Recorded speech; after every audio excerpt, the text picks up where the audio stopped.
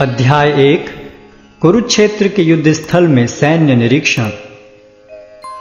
धृतराष्ट्र ने कहा, हे संजय, धर्मभूमि कुरुक्षेत्र में युद्ध की इच्छा से एकत्र हुए मेरे तथा पांडु के पुत्रों ने क्या किया? संजय ने कहा, हे राजन, पांडु पुत्रों द्वारा सेना की व्यूह रचना देखकर राजा दुर्योधन अपने गुरु के पास गया और उसने ये शब्द कहे, हे आचार्य, पांडु पुत्रों की विशाल सेना को देखें, जिसे आपके बुद्धिमान शिष्य द्रुपद के पुत्र ने इतने कौशल से व्यवस्थित किया है। इस सेना में भीम तथा अर्जुन के समान युद्ध करने वाले अनेक वीर धनुर्धर हैं, यथा महारथी युयुधान, विराट तथा द्रुपद। इनके साथ ही धृष्टकेतु, चेकितान, काशीराज, पुरुजित, कुंतीभोज तथा शैब्य जैसे महान शक्तिशाली योद्धा भी हैं। पराक्रमी युधामन्यु, अत्यंत शक्तिशाली उत्तमौजा, सुभद्रा का पुत्र तथा द्रौपदी के पुत्र, ये सभी महारथी हैं। किंतु हे ब्राह्मण श्रेष्ठ, आपकी सूचना के लिए मैं अपनी सेना के उन नायकों के विषय में बताना चाहूंगा जो मेरी सेना को संचालित करने में विशेष रूप से निपुण हैं। मेरी सेना में स्वयं आप, भीष्म, कर्ण, कृपाचार्य, अश्वत्थामा, विकर्ण तथा सोमदत्त का पुत्र भूरिश्रवा आदि हैं, जो युद्ध में सदैव विजयी रहे हैं। ऐसे अनेक वीर भी हैं जो मेरे लिए अपना जीवन त्याग करने के लिए उद्यत हैं। वे विविध प्रकार के हथियारों से सुसज्जित हैं और युद्ध विद्या में निपुण हैं। हमारी शक्ति अपरिमेय है और हम सब पितामह द्वारा भली भांति संरक्षित हैं, जबकि पांडवों की शक्ति भीम द्वारा भली भांति संरक्षित होकर भी सीमित है। अतएव सैन्य व्यूह में अपने अपने मोर्चों पर खड़े रहकर आप सभी भीष्म पितामह को पूरी सहायता दें। तब कुरुवंश के वयोवृद्ध परम प्रतापी एवं वृद्ध पितामह ने सिंह गर्जन किसी ध्वनि करने वाले अपने शंख को उच्च स्वर में बजाया, जिससे दुर्योधन को हर्ष हुआ। तत्पश्चात शंख, नगाड़े, बिगुल, तुरही तथा सिंह सहसा एक साथ बज उठे। वह समवेत स्वर अत्यंत कोलाहलपूर्ण था।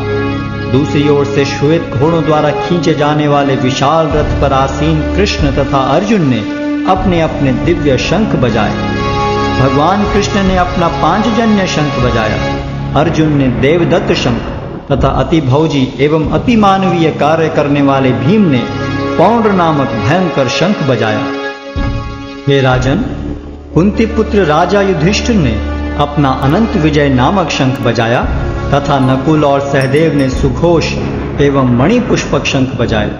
महान धनुर्धर काशीराज, परम योद्धा शिखंडी, धृष्टद्युम्न, विराट, अजय सात्यकी, द्रुपद, द्रौपदी के पुत्र तथा सुभद्रा के महाबाहु पुत्र आदि सबों ने अपने अपने शंख बजाए। इन विभिन्न शंखों की ध्वनि कोलाहलपूर्ण बन गई, जो आकाश तथा पृथ्वी को शब्दायमान करती हुई धृतराष्ट्र के पुत्रों के हृदय को विदीर्ण करने लगी। उस समय हनुमान से अंकित ध्वजा लगे रथ पर आसीन पांडुपुत्र अर्जुन अपना धनुष उठाकर तीर चलाने के लिए उद्यत हुआ। हे राजन, धृतराष्ट्र के पुत्रों को व्यूह में खड़ा देखकर अर्जुन ने श्री कृष्ण से ये वचन कहे।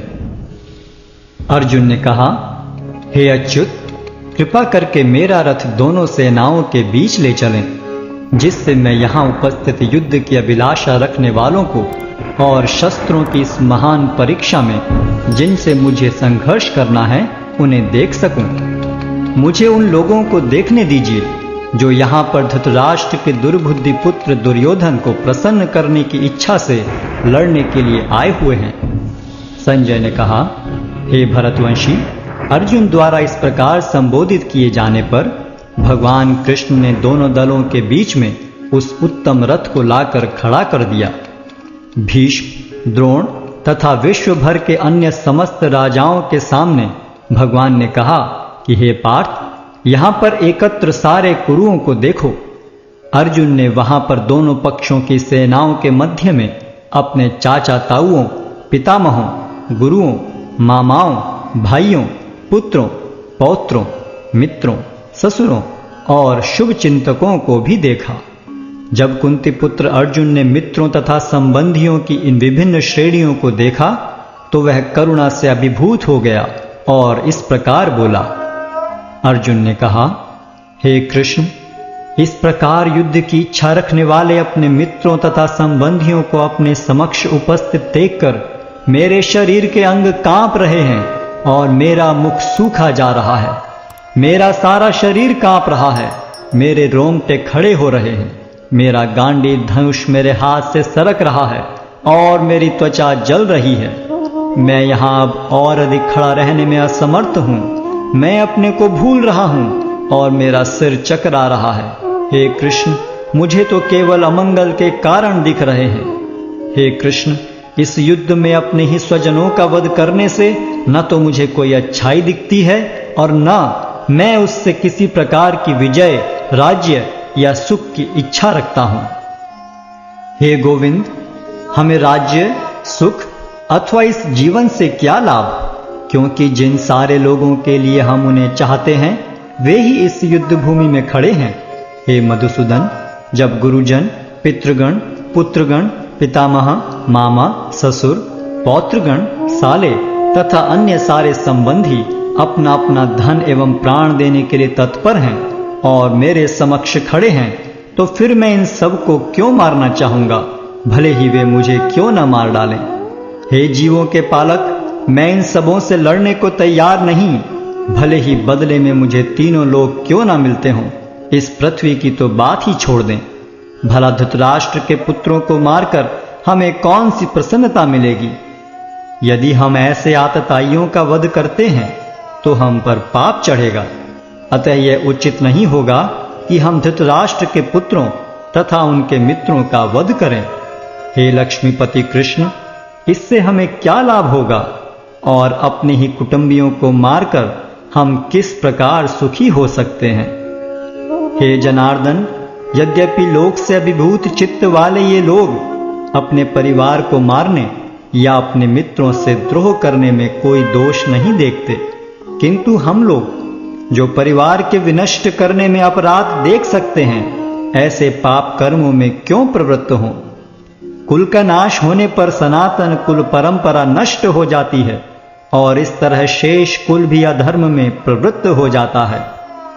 हे कृष्ण, जब कुल में अधर्म प्रमुख हो जाता है तो कुल की स्त्रियां दूषित हो जाती हैं और स्त्रीत्व के पतन से हे वृष्णिवंशी अवांछित संतानें उत्पन्न होती हैं। अवांछित संतानों की वृद्धि से निश्चय ही परिवार के लिए तथा पारिवारिक परंपरा को विनष्ट करने वालों के लिए नारकीय जीवन उत्पन्न होता है। ऐसे पतित कुलों के पुरखे गिर जाते हैं, क्योंकि उन्हें जल तथा पिंडदान देने की क्रियाएं समाप्त हो जाती हैं। जो लोग कुल परंपरा को विनष्ट करते हैं और इस तरह अवांछित संतानों को जन्म देते हैं, उनके दुष्कर्मों से समस्त प्रकार की सामुदायिक योजनाएं तथा पारिवारिक कल्याण कार्य विनष्ट हो जाते हैं। हे प्रजापालक कृष्ण, मैंने गुरु परंपरा से सुना है कि जो लोग कुल धर्म का विनाश करते हैं वे सदैव नरक में वास करते हैं। ओहो, कितने आश्चर्य की बात है कि हम सब जघन्य पाप कर्म करने के लिए उद्यत हो रहे हैं। राज्य सुख भोगने की इच्छा से प्रेरित होकर हम अपने ही संबंधियों को मारने पर तुले हैं। यदि शस्त्रधारी धृतराष्ट्र के पुत्र मुझ निहत्थे तथा रणभूमि में प्रतिरोध न करने वाले को मारें तो यह मेरे लिए श्रेयस्कर होगा।